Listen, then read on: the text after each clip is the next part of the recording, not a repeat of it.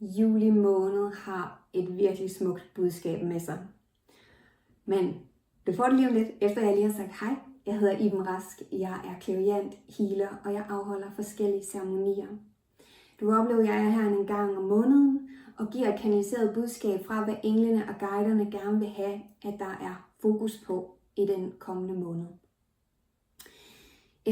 Du vil opleve, at jeg altid vil give et kanaliseret budskab. Jeg vil give et lysbogs healing for måneden, og jeg vil trække nogle kort.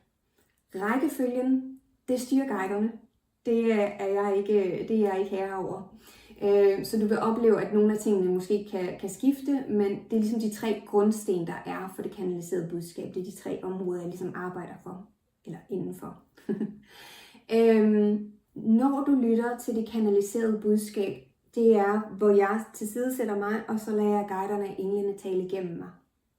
Så det er ligesom med lyssproget, som er et kanaliseret sprog, som hjernen ikke forstår, men som går direkte ind og taler til hjertet og til sjælen.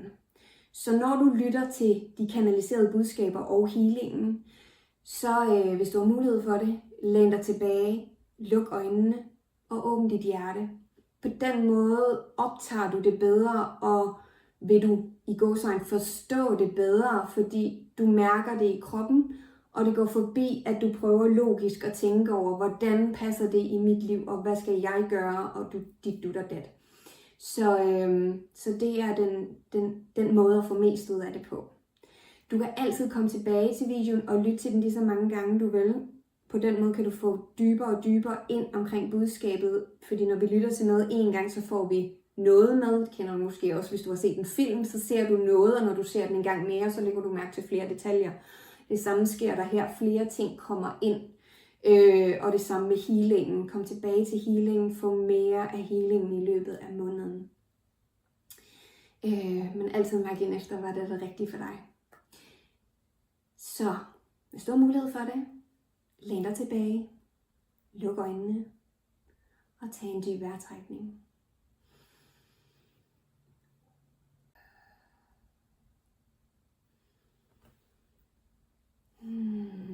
Juli måned er solskinsmåneden. Det er kærlighed. Der er frigivelse på vej til dig. Der er en åbning igennem månen, som giver en powerful energi til dig. Du vil mærke, at du kan zoome mere ind i kernen af dig selv, at du er mere alignet. Der vil være frigivelse rundt om den her kerne. Så visualiser igennem den her måned, det her lys, der strømmer ned igennem dig, ned fra jorden og op imod himlen, og op fra himlen og ned imod jorden, er der den her kerne af lys til dig. Og når du går ind i den bevægelse, når du går ind i den åbning, så vil du mærke en stor frigivelse i dig selv. I den her måned vil der være vægt på afslapning, vægt på familieliv, vægt på dig selv. Så en tid til at zoome lidt mere ind til dig selv, en tid til at være sammen med andre, men en tid til også at være inde i dig selv og være med dig selv. Så jo mere du kan trække dig ind til dig selv og være her, jo mere vil du finde den her kerne, som hjælper dig til de prøvelser, du er igennem nu og har været igennem, som du stadig går og overvejer retninger, du skal gå i, eller hvorfor mønstre stadig hænger fast i dig. Her vil den her kerne inde i dig selv hjælpe til at få frigivet noget af det slør, der står i vejen for dig, for at se den klare vej til dig. Det er som om, at vi har den her måned til at kan viske tavlen ren og starte på ny. Så spring ikke over det her arbejde i den her måned, men dig selv om at trække dig selv ind til dig selv, og ikke være så meget ude i alt andet. Stadig være med andre, men du vil også mærke, at når du er sammen med andre, så begynder du at mærke, at du er sammen med andre på en anden måde. Fordi der sker ting inde i dig selv, som den her frigivelsesproces gør, at det bliver anderledes at være sammen med andre. Så er den tid med dig selv for at kunne være og ære dig selv, som også vil hjælpe dig til at være og ære andre. Der er den her åbning nu netop til, at vi hver især går ind i os selv og får arbejdet på den her måde, som hjælper i det store hele og spreder ringe i vandet udadtil. Det vil være så umådeligt lækkert at være inde i det her lys, og du vil mærke, jo mere du gør det, at du vil have lyst til ikke at komme ud af det. Og det er også helt okay. Og du må gerne være der, og du må være der lige så meget, som du gerne vil være. Men husk også, at du lever her, så du skal også være i de energier, der er her på jorden til dig. Så når livet byder dig velkommen, og når livet byder dig velkommen på måder, som du heller ikke føler er en velkomst, så byd det stadig velkommen, for der er læring til dig. Og der er stor læring i den her måned til dig, hvis det er, at du bevæger dig indad, så du kan bevæge dig udad.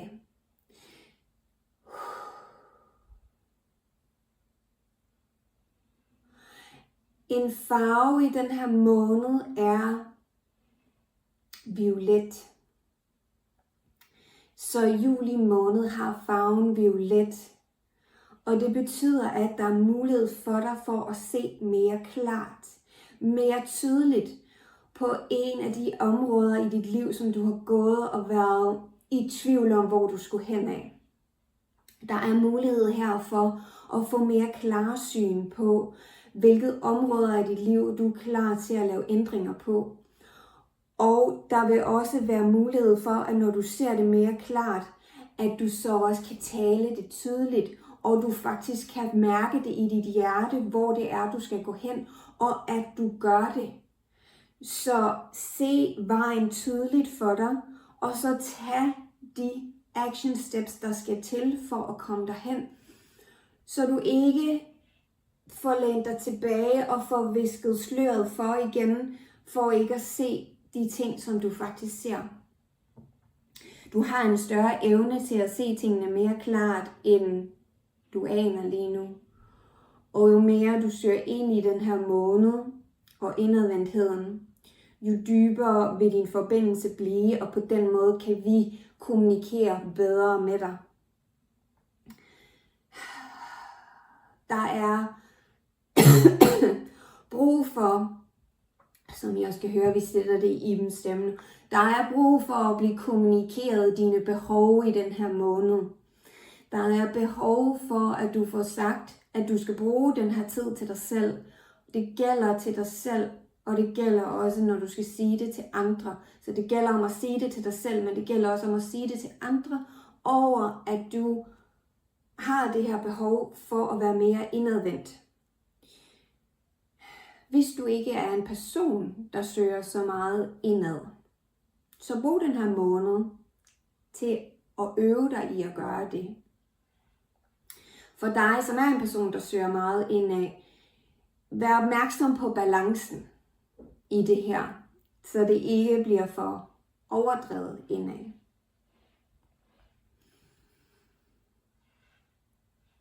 Vi er her for dig, og alt hvad vi sender din vej er kærligt ment. Glem ikke det. Når de svære ting dukker op for dig, så husk, at vi er lige her sammen med dig. Der er ikke noget, der er rigtigt. Der er ikke noget, der er forkert. Der er bare, hvad der er. Sæt dig selv mere fri i den bevidsthed. Og vi hjælper dig til at få mere af den bevidsthed.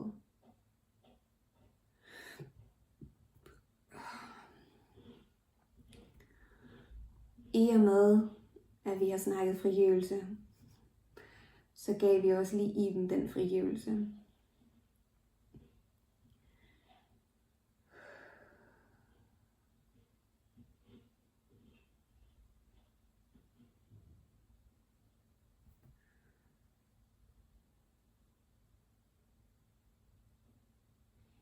Yedo ayama iana e aki. Sido ayasa e. Me unu ayana ayana ayana ayana. Ni asu kuyasi. Siatu kuyana me. Iya sotu. Yosunu ayaki. Iya wata kama yosu. Miyasati yasi.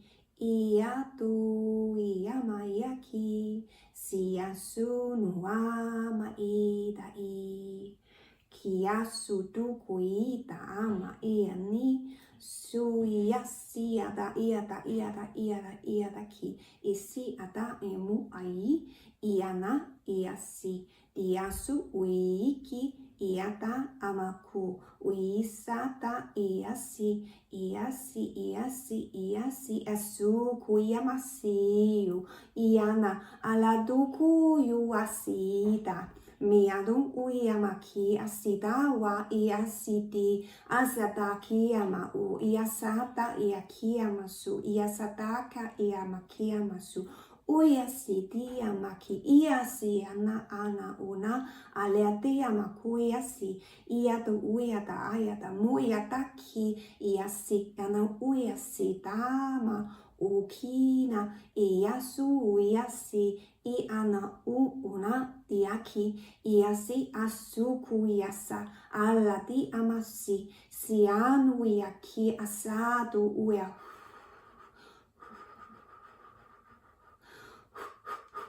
yatakia masukui yasata esu uyasi wanama ianama uyita ki asu uyosuku yasi iyasuku iyama yatu yaki iyasati amaku yasu uyasi uyasi uyasi uyasi uyasi samaiuhu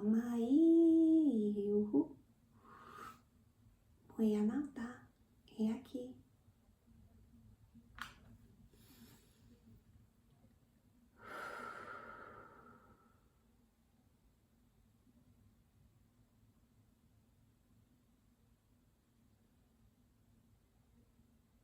Okay. Iben tilbage her igen. Tag lige et par dybe vejrtrækninger her stadig. Hold øjnene lukket, hvis du har haft dem lukket. Og lige land i kroppen. Mærk fødderne i gulvet.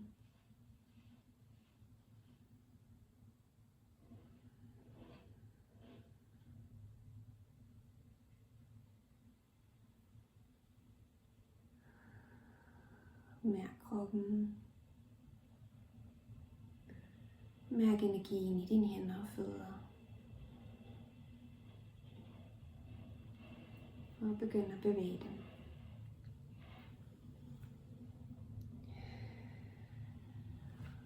Og strække kroppen.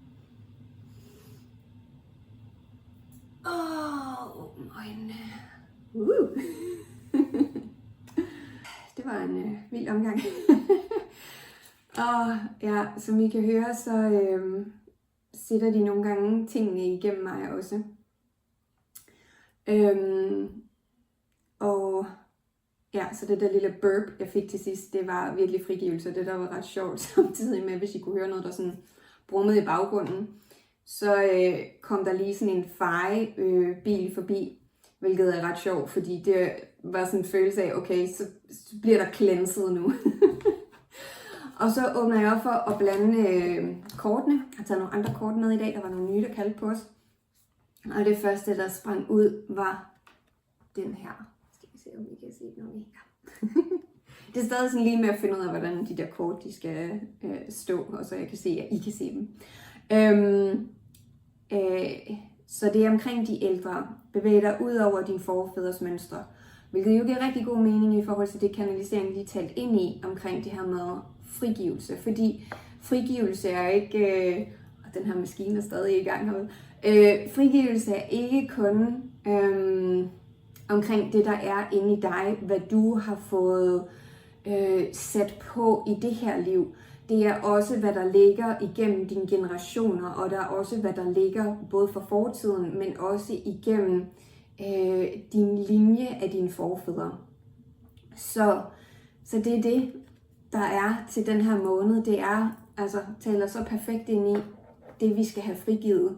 Frigive os fra alt det, der slet ikke er vores at bære rundt på længere. Så ja. Og jeg har valgt den her måned ikke at trække et kort til virksomheder, fordi jeg fik en følelse af, at der skal bare holdes fri. Der skal ikke gøres noget. Og i forhold til det kanaliserede budskab i dag, så gav det jo også rigtig god mening, at det er tid til at vende indad. Det er ikke tid til at gøre og være en masse. Og med det sagt har jeg faktisk stadig nogle tider åbent til både clairvoyance og healing, eller kombinationssessionerne, som er, man starter med clairvoyance, og så går man over direkte healer på det, der er kommet op i clairvoyancen. Jeg har stadig ledige tider her i uge 29, så hvis du mærker et kald til at få arbejdet dybere med de her ting, og få noget hjælp, noget guidance, de taler os om, i forhold til at kunne begynde at se klart, mere klart, og faktisk også agere, altså gøre noget ved det, du ser klart. Så ikke bare se det, og så stadig holde dig tilbage. Hvis du mærker et kald til de ting, jamen så kan du gå ind og booke en tid. Jeg har et link her under til dig. Og det kan være meget lækkert det her med enten at starte sin ferie på den her måde, eller hvis du er i gang med din ferie, og søge den her indadvendthed på den måde, og få kigget på dig selv. Ja. Udover det, så er der selvfølgelig en nymåneceremoni, men det er der først i september. Jeg havde sagt sidst, jeg vidste ikke, om jeg lagde den i september eller oktober. Jeg har valgt at lægge den i september. Så den kommer allerede om 2 måneder. Det er altså torsdag den 10. September kl. 17.30 her på Østerbro. Der er også link til det nedenunder. Så tusind tak, fordi at du har fulgt med og hørt med her i dag. Husk igen det her med, at man kan trykke et eller andet sted og abonnere, så du altid får besked om, når den her måneds kanalisering kommer. Det kan også være, at jeg begynder at komme med lidt andre ting herinde, som du måske har set, hvis det er, at du har fulgt mig over på Instagram, at jeg ligesom har lukket de her sociale medier ned på den måde, og lægger min energi andre steder. Som for eksempel her, og hos I selvfølgelig mine ceremonier og sessioner. Ja, det er sjovt. Jeg kan mærke i dag, at jeg siger nogle gange. Det er meget skægt. Det er nogle gange lidt svært at komme ned, efter jeg har været kanaliseret, og så finde de menneskelige ord, hvis man kan kalde det det. Så jeg håber, du bærer over med mig. Men jeg håber, at du får dig en fantastisk sommer og en fantastisk juli måned her, og at budskabet lander godt hos dig. Som altid er du velkommen til at skrive en besked herunder, eller sende mig en mail, hvis det er, at du har nogle spørgsmål til kanaliseringen, eller bare gerne vil dele noget omkring, hvad det har gjort for dig. Og altid komme tilbage til kanaliseringen, kan du komme flere gange i løbet af måneden, så den kan sætte sig endnu mere ind. Både healingen, men også budskabet. For nogle gange, når vi lytter første gang, så kan der være nogle ting, der kommer igennem, men så kan vi høre det igen på en anden måde, når vi lytter til det igen senere hen. Så mærk efter, hvad der kalder på dig her den næste måned. Rigtig god sommer. Vi ses til august.